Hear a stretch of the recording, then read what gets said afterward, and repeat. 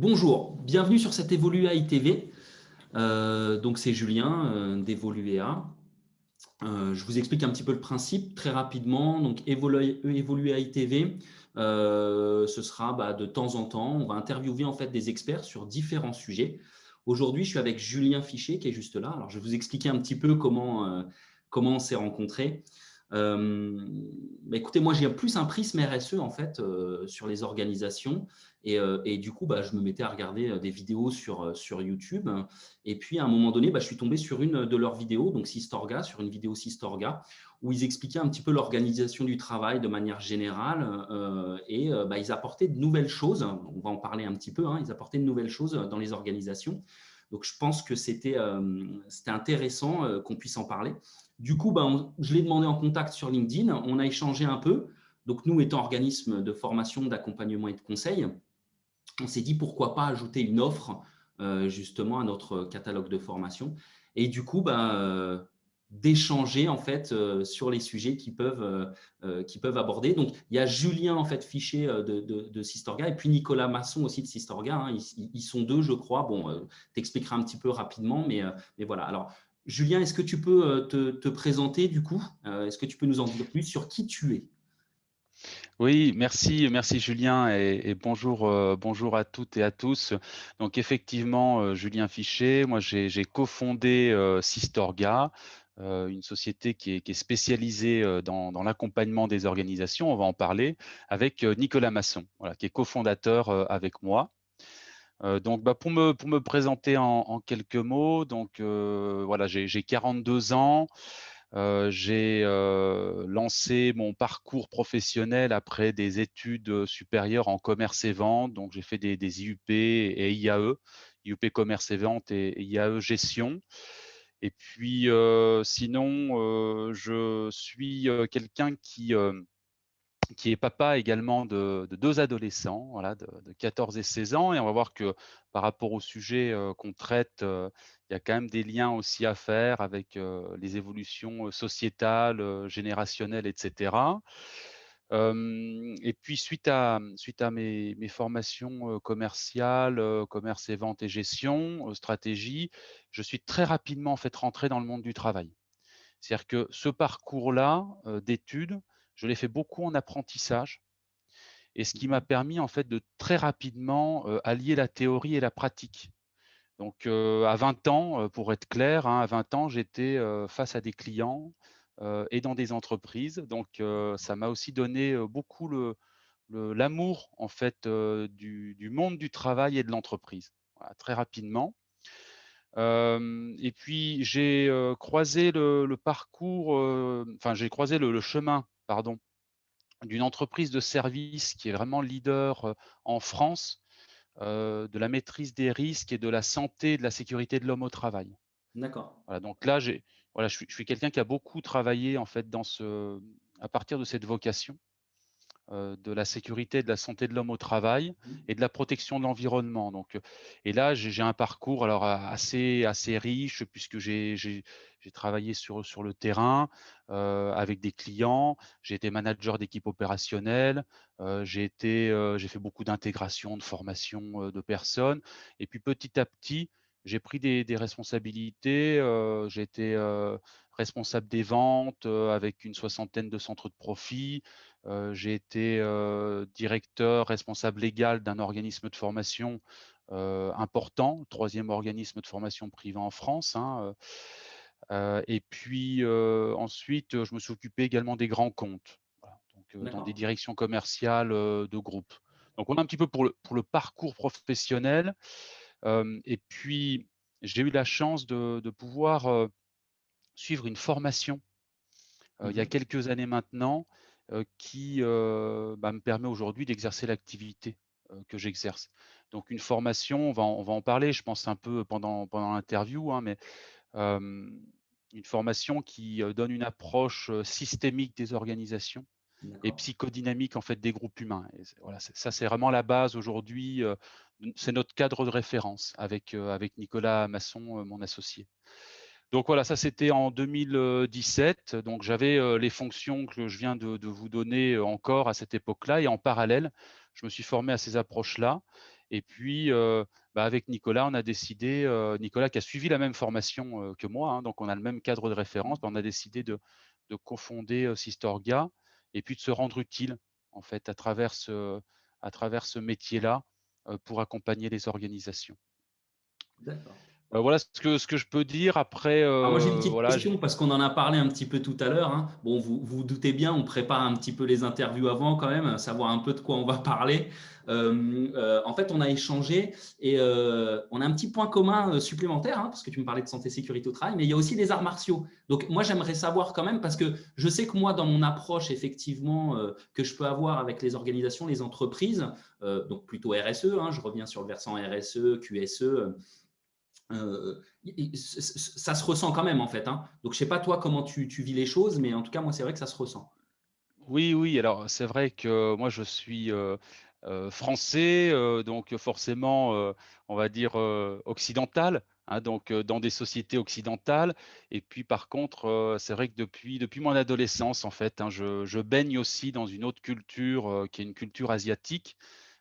Sino-vietnamienne pour être, plus précis puisque je D'accord. pratique, effectivement des arts martiaux sino-vietnamiens et c'est vrai que ça vient quelque part compléter un peu, on va dire la vision du monde que l'on peut avoir, dans nos pays occidentaux. Voilà, ça vient enrichir en fait quelque part, un peu nos postures, notre relation aussi aux autres, et puis, il y a un côté très éthique. Pour faire le parallèle avec ce qui se passe dans les organisations, dans les arts martiaux, on dit souvent être fort pour être utile. Mhm. Voilà et ça, je trouve que ça doit beaucoup nous parler aujourd'hui, parce que, bah, on traverse quand même une crise majeure, et il faut, des personnes ressources, pour, traverser ces crises-là et voilà, là, ça me parle beaucoup, hein, effectivement, cette notion aussi de d'éthique qui est très forte et d'égalité en fait intrinsèque entre les différentes personnes, hein. Quand on est dans les arts martiaux, tu le sais toi aussi Julien, mais il y a une vraie égalité en fait entre les personnes qui vient effacer un certain nombre de choses et donc on est vraiment main dans la main, hein. Donc Ouais. c'est des pratiques aussi très collectives en fait, hein, Mhm. qui nécessitent beaucoup de coopération, d'entraide, de persévérance. Donc il y a beaucoup de qualité derrière Ouais, effectivement. non, je suis tout à fait Donc d'accord. oui, Ça développe ça énormément de choses chez les gens, hein, qui au demeurant au départ, hein, découvrent et sont pas totalement ouverts à la démarche. Et plus ils entrent en fait dans l'art martial, hein, d'une certaine manière, c'est vrai que ça les ouvre de plus en plus et ça met une certaine alors, pour moi, hein, je le vois vraiment comme une rigueur et flexibilité en même temps. Enfin, c'est mélangé un petit peu. C'est-à-dire qu'il y a le cadre, mais dans ce cadre-là, force tranquille, réfléchie, voilà. oui, Moi, j'ai une question par rapport à tout ça. Euh, bon, actuellement, on est en période de crise, hein, concrètement. Et moi, j'aimerais savoir qu'est-ce qui te frappe le plus en ce moment par rapport à ce qu'on traverse concrètement. oui, alors c'est une bonne question. C'est une très bonne question parce qu'aujourd'hui, moi, ça fait plus de 20 ans que je suis dans le monde du travail, hein, que je travaille, dans différents milieux. Je côtoie énormément d'organisations, des petites, des moyennes, des grandes, dans plein de secteurs d'activité. Et pourtant, aujourd'hui, il y a des choses qui me frappent et il y a des phénomènes vraiment nouveaux. Il y a vraiment des phénomènes nouveaux.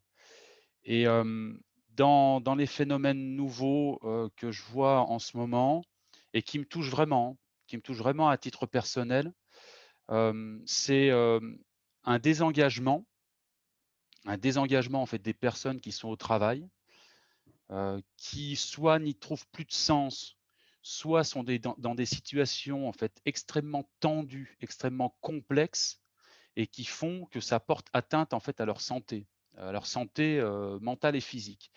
Et ce désengagement, ça fait quand même un moment, qu'on est dedans, on va pas se mentir. Il y a d'ailleurs des indices, hein, qui le mesurent, tous les ans. Je pense, à l'IBET, l'indice de bien-être au travail, qui est basé, sur des centaines de milliers, de données sociales, qui proviennent de mutuelles en France. Donc ça, aujourd'hui, on a des chiffres qui prouvent que le désengagement, en fait, augmente tous les ans. Mhm. Ça, c'est objectif, c'est calculé Et d'ailleurs, ça coûte énormément aussi, ça coûte des milliers d'euros en fait aux organisations, tout ça, hein. Mmh. Hem et ce désengagement, on s'y est un peu habitué. Sauf que le phénomène, nouveau, moi, que je constate, c'est qu'aujourd'hui, chez Sistoria, on est contacté, par des cadres dirigeants, des cadres supérieurs Mmh. qui eux-mêmes, sont dans cette situation de désengagement, fort, où les personnes se demandent littéralement, en fait, si à quoi bon? À quoi bon continuer? Heu, ou ou plutôt, hein, parce que c'est souvent les 2, dans des situations de complexité, à ne plus pouvoir, en fait, gérer les choses. Donc il y a une espèce d'ingouvernabilité, qui s'est mise en place et qui fait que même des cadres sup qui sont membres des comités de direction aujourd'hui, en fait, appellent au secours, hein. Très clairement, appellent au secours. Voilà, donc ça me frappe, c'est un phénomène très nouveau Mmh. et je pense que c'est lié à la crise, sanitaire qu'on traverse avec la covid et c'est vrai que ça amène, de la complexité à un environnement qui était déjà vraiment devenu très complexe déjà avant et là, c'est un peu quelque part la goutte d'eau qui fait déborder le vase, hein, et y J'ai compris pour des cadres sup. Du coup, moi, ça me fait réfléchir à quelque chose. Tu parles de désengagement, tu parles de crise actuelle, donc on est sur des choses qui sont aussi sociétales, hein, d'une certaine manière. Mais face à ça, il y a quand même eu des réponses qui ont été apportées, c'est-à-dire qu'il y a une organisation quand même du travail qui existe aujourd'hui. Enfin, ils se sont organisés, donc ils sont capables de répondre à des problématiques. Enfin, on parle quand j'ai regardé vos vidéos, on parle de paradigme. Tu parles de paradigme en Oui. termes d'organisation. Donc, du coup, il y a des choses qui existent aujourd'hui. Qu'est-ce qui ferait que ce qui existe aujourd'hui n'apporte pas de solution, je dirais, concrètement? Oui, alors c'est clair que l'être humain, depuis la nuit des temps, a toujours su s'adapter. Donc l'être humain, même en groupe, hein, parce qu'en groupe forcément ça amène de la complexité, mais il a toujours su s'adapter. Donc on n'en est pas à la première crise, on n'en est pas, aux premiers changements, sociétaux et donc il y a effectivement, la société dans son ensemble a toujours réussi à s'adapter. Et donc effectivement, il y a des paradigmes organisationnels qui ont été décrits, voilà, avec des caractéristiques socio-économiques, c'est assez simple, hein, et qui montrent que voilà, depuis la révolution industrielle, heu, les organisations ont, compris comment fonctionner. Donc, il y a eu des fonctionnements alors qu'on appelle aujourd'hui, par exemple, le paradigme Ambre, qui est encore très présent, par exemple dans la fonction publique. Avec beaucoup de procédures parce qu'il a fallu organiser, il a fallu cadrer le travail, il a fallu contrôler le travail à une époque. C'est-à-dire Ouais. quand on a fait venir, des gens, plutôt des campagnes, qui ne savaient pas forcément lire et écrire, dans des ateliers pour travailler, ensemble et très nombreux, bah, forcément ces gens-là n'avaient pas d'autonomie à l'époque et Mhm. donc il a fallu vraiment cadrer. Donc on a développé des manières de travailler, on a développé des conditions du travail qui étaient adaptées à cet environnement-là. Et puis ensuite, on a commencé à avoir, des organisations qui devaient mettre en place, des produits ou des services plus complexes, ou avec des investissements qui soient, beaucoup plus coûteux. Et donc là, on est tombé dans une autre manière de fonctionner qu'on appelle le paradigme mécaniste, avec Mhm. une vision, un peu comme une machine. Donc, je fais rentrer de l'argent, je dépense de l'argent, j'ai des indicateurs de performance, j'ouvre le robinet à gauche, je ferme le robinet à droite, et cetera. Donc une vision très mécanique. Ça marche aussi dans une économie très capitalistique Mhm. et quand le climat social, est à peu près bon. Mhm. Là, ça a commencé à se dégrader, il y a quand même quelques temps et il y a un nouveau paradigme qui est arrivé, et qui est encore très, très présent aujourd'hui dans toutes les organisations. C'est le paradigme pluraliste. Voilà, l'image, c'est la famille, où là, on a essayé quand même de prendre en compte l'humain. Donc ça, c'est génial parce qu'on se dit: «Voilà, on prend en compte l'humain, on va faire du management participatif» et là, il y a eu de très gros progrès au niveau de la législation également. Le code du travail a commencé à demander à ce qu'on évalue les risques professionnels. Le code du travail a commencé à demander à ce qu'on s'occupe des maladies professionnelles aussi à long terme. Mhm. Le rapport Lachman, par exemple, qui a une dizaine d'années maintenant, a commencé à s'occuper aussi, de la santé mentale des salariés et cetera. Donc il y a eu de grandes avancées et en fait aujourd'hui, on voit que la RSE dans les entreprises, a pris en charge ces aspects-là. Mmh. Notamment avec ce paradigme pluraliste, le paradigme vert où on essaye de prendre en compte l'humain et on prend en compte l'humain. Le problème aujourd'hui, c'est que l'environnement, il est complètement instable. Il y a une accélération, de tous les changements, il y a une accélération des cycles et en fait, ces paradigmes-là, ils sont trop lents. Il y a trop d'inertie. Regarde, par exemple, on vient de parler de l'évaluation des risques professionnels. Mmh. Le décret qui cadre ça en France, 5 novembre 2001. Ouais. On est 20 ans plus tard et on travaille encore avec cette base-là. Le rapport Lachman, il y a 10 propositions qui ont été remises il y a 10 ans au Premier ministre de l'époque, où on en est et qu'est-ce qui est mis en œuvre. Et il y a une telle inertie en fait que, aujourd'hui, il ne faut pas se contenter de, respecter la réglementation. Bien sûr que la RSE, toute la partie QVT et cetera, c'est hyper important. Ça permet de respecter la réglementation d'aujourd'hui, Mmh. qui a fait d'énormes progrès ces 20 dernières années. OK, super. Par contre, est-ce qu'on se contente de ça? Ou est-ce qu'on veut vraiment gérer les problèmes d'aujourd'hui, qui ne sont pas encore dans le code du travail? Oui, oui, oui. Mmh. Et est-ce qu'on veut anticiper, du coup, la réglementation qui va arriver dans 5 ans, dans 10 ans, pour prendre en compte les problématiques d'aujourd'hui? Alors, moi, du coup, ça me fait me poser une question quand même, parce qu'aujourd'hui, je suis une entreprise. Alors, déjà, il y a des entreprises qui n'ont pas mis en place de politique RSE, hein, qu'on soit clair déjà. Et il y en a certaines qui ont mis en place des politiques RSE. Et en fait, ma question se pose un peu sur les deux tableaux, c'est de se dire, bon, j'ai pas de politique RSE, et je me pose la question de la transformation organisationnelle, comme Sistorga peut l'apporter. Ou alors, j'ai mis en place une politique RSE, et donc j'ai un responsable RSE, ou je suis moi-même responsable RSE d'ailleurs, hein, je suis moi-même responsable RSE, et je veux aller vers de la transformation organisationnelle par rapport à ce que Sistorga propose. Concrètement, comment je peux m'y prendre? Qu'est-ce que je dois faire? Et j'ai une autre question. Donc, ça fait beaucoup de questions, mais j'ai une autre question. Euh, mais je te la poserai après, parce que par rapport à ta réponse, je pense que ma question va prendre un peu plus de poids. Ouais. Comment je Ouais. peux m'y prendre? Concrètement, comment je peux m'y prendre? Alors, effectivement, alors les entreprises d'aujourd'hui ou organisations d'aujourd'hui qui ont déjà, développé une politique RSE, ça veut dire qu'il y a déjà des choses qui sont en place, il y a déjà eu des progrès qui ont été faits, il y a toute une réflexion qui a eu lieu et forcément ça a infusé, les politiques de l'entreprise, la manière dont elle fonctionne. Ça a forcément, fait l'objet de beaucoup de discussions, dans le comité de direction, avec l'ensemble des parties prenantes et cetera. Donc, tant mieux. Tout ce qui a été fait, va permettre en fait d'avancer, beaucoup plus vite pour aller plus loin et gérer les grandes ruptures d'aujourd'hui.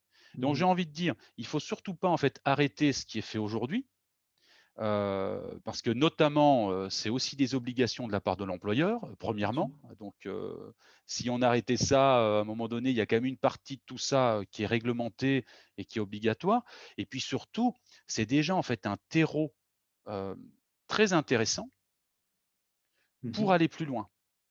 Et si, par contre, je suis dans le cas, d'une organisation qui n'a pas mis en place cette politique-là, ces politiques-là, bah, moi, je préconiserais de le faire, mais de le faire effectivement avec une approche et nous, c'est ce qu'on préconise chez Sistorien, c'est de le faire avec une approche qui émerge de l'intérieur et qui ne vienne pas de l'extérieur.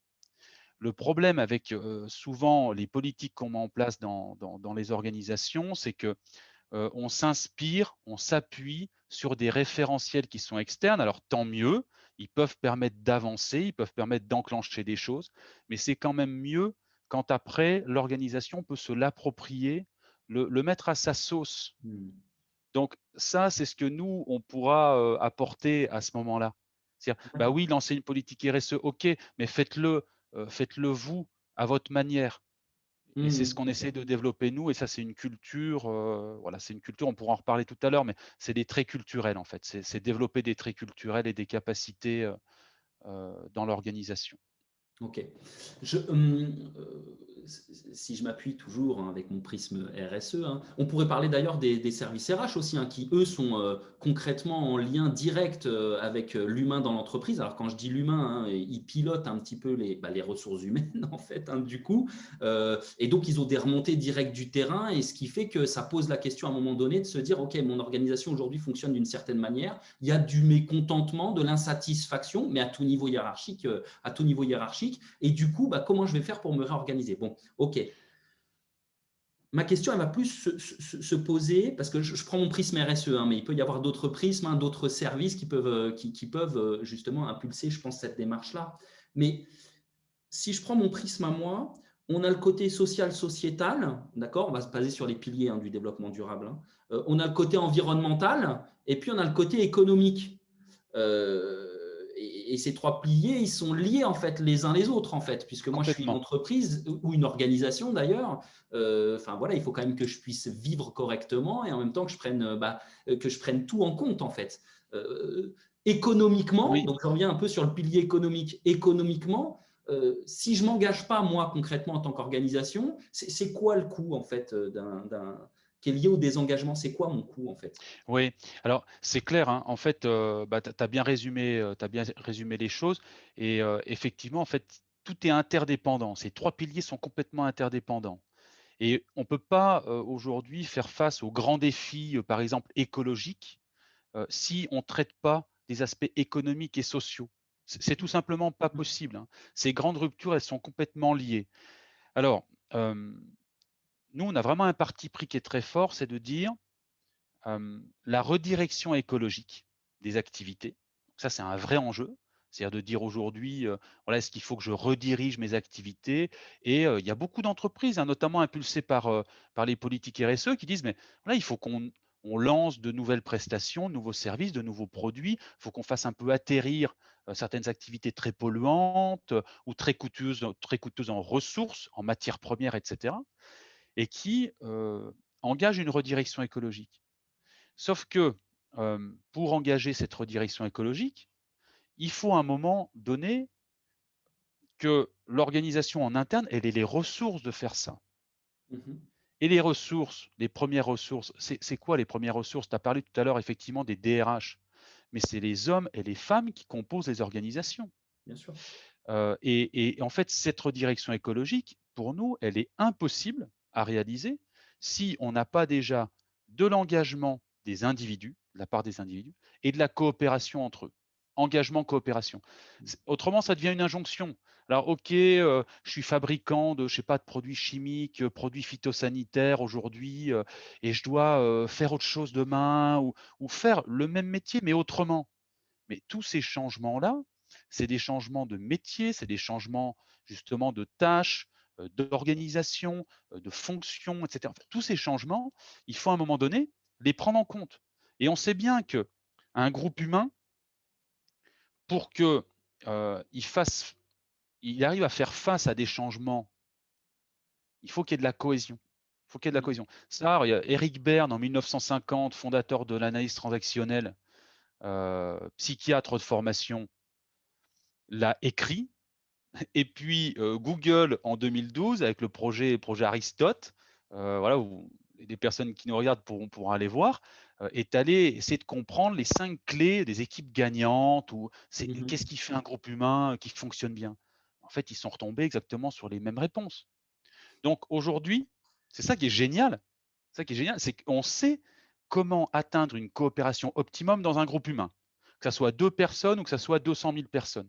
On sait ce qu'il faut.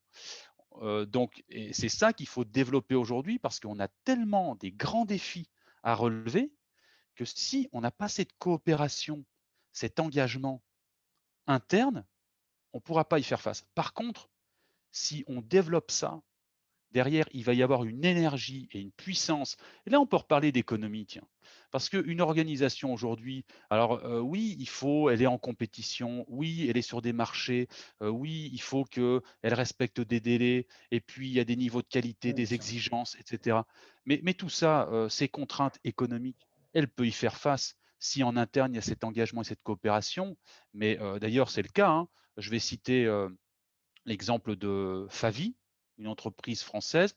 Alors, son patron a écrit un bouquin sur le sujet, hein, euh, sous-traitant de l'automobile et Mhm. de second rang, tous les ans soumis à des baisses de prix Ouais. et chaque année améliore sa stabilité financière, hein. Parce que chez lui, l'organisation fonctionne comme nous, on essaye de développer dans les organisations, tout simplement. Parce qu'il y a cette coopération, cet engagement.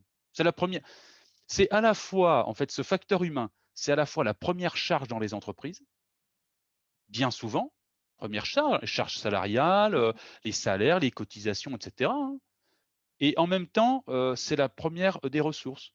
Donc, comment on fait pour que cet engagement, cette coopération permette une réussite aussi économique, redonne des ressources économiques, permettent de respirer en fait au niveau économique. Et là, il y a D'accord. des gains extrêmement importants qui sont chiffrés à plusieurs milliers d'euros par an et par personne, hein. Mhm. Je, je veux modifier donc mon organisation, d'accord? En tout cas modifier. Je veux moi aller vers de la transformation organisationnelle, aller sur de l'écosystémie en fait, hein, d'une certaine manière. Euh, je suis une entreprise, donc avec soit un conseil d'administration, enfin mon conseil d'administration, j'ai en dessous différents services, euh, RH, RSE, QSE, enfin bon bref, et tout ce qui s'ensuit. Comment je dois procéder? Comment je procède? Oui, Qu'est-ce que je fais? Est-ce que je me forme? Est-ce que je commence par former tous mes collaborateurs? Est-ce que je me fais accompagner? Enfin, concrètement, comment ça fonctionne, quoi? oui. Alors, la première des choses, c'est, nous, on dit, ne faites rien tant que vous n'avez pas compris. D'accord. Ça, c'est essentiel. Ne faites rien tant que vous n'avez pas compris. C'est-à-dire qu'il vaut mieux fonctionner, continuer à fonctionner dans un fonctionnement qu'on maîtrise, plutôt que de sortir de ce fonctionnement sans être prêt à en sortir. D'accord. On l'a vu, l'entreprise libérée. L'entreprise libérée, il y a eu pas mal de bouquins sur l'entreprise libérée, etc. OK, et il y a des personnes qui ont dit, bah tiens, je vais essayer de faire autrement, donc plus de hiérarchie, voilà, on met de l'horizontalité, etc. Ouais, super, ouais, Alors ça, on l'entend, super. on l'entend beaucoup, on l'entend beaucoup, hein, d'ailleurs en formation, partout, on l'entend beaucoup en fait, hein, c'est un peu le son de cloche entre guillemets, hein, mais qu'on entend vraiment partout, hein, du coup, hein. C'est clair. Mais là, il y a eu beaucoup de déconvenues, hein. Beaucoup d'organisations ont essayé de faire ça et sont revenues en arrière, hein. Bah, tout simplement parce que il faut déjà comprendre ce qui se passe. Donc, premièrement, ça veut dire qu'il faut déjà comprendre l'environnement, ce qui se passe dans l'environnement, les grandes ruptures. Il y a 5 grandes ruptures qui sont très bien identifiées aujourd'hui, donc il faut les comprendre. Et il faut comprendre les impacts que ça a sur l'organisation en interne. Et une fois qu'on a compris ça, il faut comprendre ce qui se passe dans sa propre organisation. Donc, il faut se former. Pour être très concret, il faut se former. Donc, l'équipe dirigeante doit se former dans un premier temps. Mhm. Donc, le directeur général, le DRH, le responsable RSE, le directeur financier, le directeur commercial, enfin, le comité de direction, les décideurs de l'organisation doivent se former à ces Mhm. sujets-là. C'est comme pour le climat. Voilà, on entend beaucoup parler aujourd'hui de la fresque du climat. Il faut se Oui. former à la fresque du climat, comme ça on comprend. Là, c'est pareil. Il faut se former en fait à c'est quoi un groupe humain, comment ça fonctionne, c'est quoi ces grandes ruptures et c'est quoi les impacts que ça a sur mon entreprise. Donc, se former et deux, comprendre, c'est aussi faire un diagnostic. Donc là, aujourd'hui, il y a des outils qui permettent de faire un diagnostic parce que chaque organisation a ses spécificités, un contexte particulier, une histoire, une culture. Et donc là, il y a des diagnostics qui peuvent se faire, il y a des outils de Mhm. diagnostic, et là, on comprend là où l'organisation en est. Et donc, avec une équipe dirigeante qui comprend, qui a été formée, et un bon diagnostic, Là, on voit après comment on peut s'y prendre. Et ça peut être la démarche des petits pas, ça peut être progressif. Et là, c'est des changements, alors nous, ça, on appelle ça des changements organisationnels et non pas des changements structurels. Les changements organisationnels, c'est sur le terrain et ça peut être des petits changements. Tiens, on va modifier un peu la manière dont on recrute. On va changer la manière dont on décide des projets stratégiques. Et petit à petit, en fait, on va se libérer de ces paradigmes qui sont plus adaptés et on va développer une nouvelle culture interne qui va amener 2 choses. Premièrement, ça va amener engagement et cohésion, Mhm. on en a parlé tout à l'heure. Et deuxièmement, ça amène tout de suite de l'efficacité organisationnelle. C'est-à-dire qu'il y a un gain, il y a un gain humain et il y a un gain aussi financier immédiat, parce que tout de suite, on retrouve de l'efficacité dans ce qu'on fait. Mhm. Alors, euh, dernière question, et puis après on conclura, hein, parce que l'objectif, on pourrait en parler des heures en fait, hein, c'est passionnant, hein, comme sujet, je trouve, donc on pourrait en parler des heures. Je vais ramener les choses à. Je suis un opérateur, donc je suis un opérateur aujourd'hui, donc j'ai des tâches, hein, sur ma journée, j'ai des tâches à réaliser.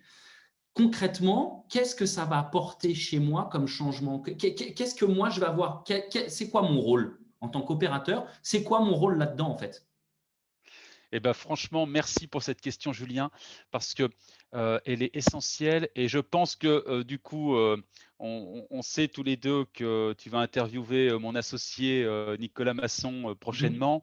Bien Et sûr. lui, il est spécialisé dans cette question-là, puisqu'il a fait un mémoire de recherche en fait sur le principe de subsidiarité. La D'accord. subsidiarité, c'est quoi? C'est ramener au plus près du terrain les décisions. C'est-à-dire que c'est la personne qui est confrontée à un problème, c'est elle qui doit pouvoir décider. C'est pas quelqu'un d'autre.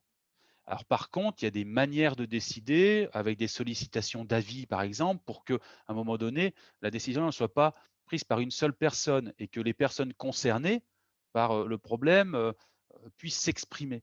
Mais ça, c'est une excellente question. Ça change énormément de choses pour les gens du terrain. Quand on parle de changement organisationnel, de principe de subsidiarité, ça change vraiment la vie, le vécu. On parle d'expérience collaborateur aujourd'hui. Alors là, c'est plus du tout la même expérience collaborateur parce que c'est des gens qui vont être réellement pris en compte et qui vont pouvoir réellement utiliser leur potentiel, le mettre au profit du collectif. Donc il y a des prérequis à mettre en place, mais c'est essentiel. Ça change vraiment la vie des gens sur le terrain euh, avec la vraie autonomie. En fait, hein, c'est ça le truc, hein, c'est que Oui, oui, ça bah, développe une vraie autonomie. ok. Donc, Oh, il y a un exemple, hein, d'ailleurs, juste pour finir là-dessus, vas-y, vas-y. excuse-moi, Julien, mais Non, vas-y. on l'a vu pendant la crise sanitaire dans les hôpitaux. Il y a eu un exemple génial par rapport à ça, c'est qu'on a bien vu qu'en cas de crise dans les hôpitaux avec la crise sanitaire, ça a été les gens du terrain qui ont pu décider le travail à réaliser Mhm. et les conditions dans lesquelles ils allaient devoir réaliser ce travail pour faire face à l'urgence. Et c'était plus le travail prescrit, ce qu'on appelle le travail prescrit par quelqu'un d'autre, Mhm. qui a été la base. Donc nous, on ne dit pas qu'il faut plus de structure, qu'il faut plus d'hierarchie, on ne dit pas ça du tout, hein. Par contre, on dit il y a une structure qui est verticale, qui amène de la stabilité, qui amène de la puissance, qui peut amener également des changements structurels qui sont nécessaires. Donc ça, il faut de la verticalité, une structure. Mais il faut aussi de l'horizontalité avec de la subsidiarité et de l'autonomie. Et en Mhm. fait, c'est la combinaison de ces deux principes, verticalité, horizontalité, qui fait l'organisation écosystémique et qui fait que ça peut fonctionner. Ok. Et Bah ça écoute, change vraiment ouais, écoute, la j'irai donne. plus loin avec Nicolas sur le sujet, du coup, hein, je rentrerai un petit peu plus sur le sujet. Euh, Écoute, Julien, je te remercie vraiment pour cet échange. Moi, je trouve ça hyper constructif. Ça permet de découvrir un petit peu les sujets que vous traitez. Votre site web, hein, c'est quoi votre site web, du coup? Alors, nous, on a un site, oui, c'est sistoria.fr, hein, tout simplement. Et D'accord. puis, Ok. après, en ce qui concerne vraiment notre offre, parce qu'on on a une offre, on a trois grands pans de notre offre, Mhm. hein. On a une offre vraiment d'accompagnement, global de transformation. On a une offre d'accompagnement plus ciblée sur des problématiques, plus particulières et puis une offre de formation et puis, d'ailleurs, sur le site d'Evoluea, hein, dans le catalogue formation, d'Evoluea, on peut retrouver la gamme, transformation organisationnelle et puis là, il y a nos différents programmes de formation, pour les décideurs, qui sont concernés par ces sujets-là, quoi. Voilà. Ok, bah super. Moi, je vous invite à laisser des commentaires. N'hésitez pas à prendre contact avec nous via le site, sur LinkedIn, Facebook, YouTube. Enfin, n'hésitez pas, puisque l'objectif, c'est justement de pouvoir échanger avec vous sur votre organisation et puis de vous proposer peut-être un futur accompagnement, une formation ou autre. Et puis, ça permettra peut-être aussi de dégrossir les choses avec Julien ou Nicolas, justement, lors d'un petit entretien qu'on pourrait avoir. Donc, laissez vos commentaires. Si vous avez des questions, on y répondra. Alors, ce sera moi, ce sera peut-être Julien, ce sera peut-être Nicolas. Enfin, voilà, peu importe. Mais laissez vos commentaires. Et puis surtout, n'oubliez pas, hein, retrouvez-nous sur LinkedIn, YouTube, Facebook, Twitter. Et puis sur evolua.fr et puis sistorga.fr également. OK. Je vous remercie. Merci Julien de cette participation à cette Evolua ITV. Et puis j'espère qu'on en fera d'autres plus tard, hein. Je pense qu'on en fera plus tard. On va d'abord essayer d'échanger avec Nicolas. Et puis s'il y a d'autres sujets qu'on peut traiter, on les traitera avec grand plaisir. Avec plaisir aussi de mon côté, c'était un plaisir. Merci beaucoup Julien. Merci. Allez, au revoir. Ciao. Au revoir.